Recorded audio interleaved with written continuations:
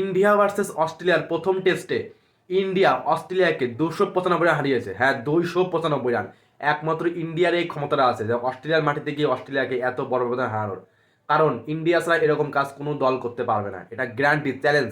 এবং ইন্ডিয়া যে খেলাটা দেখাচ্ছে ভাই, মাথা খারাপ খেলা।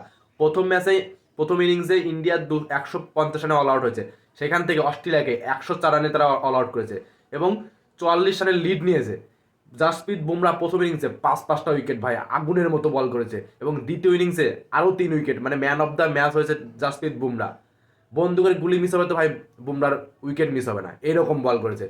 এবং যশস্বী জয়সওয়াল দ্বিতীয় ইনিংসে 150+ রান এবং আমাদের কিং কোহলি 100 রান, মানে অনেকদিন পরে কিং কোহলি আবার ফিরে এসেছে সে রাজার রূপে এবং সেঞ্চুরি উপহার দিয়েছে।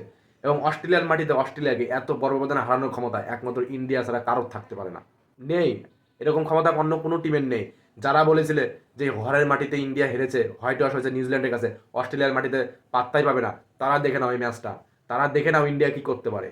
কেবল শুরু, এখনো 4টা ম্যাচ বাকি আছে। আমাদের হিটম্যান মাঠে নেমে গেছে এবং এরপরে খেলবে শুভমান গিল, তারা মাঠে নামবে। তখন অস্ট্রেলিয়াতে কি খারাপ অবস্থা হতে পারে এই ম্যাচ দেখে তোমরা ধারণা করে নাও।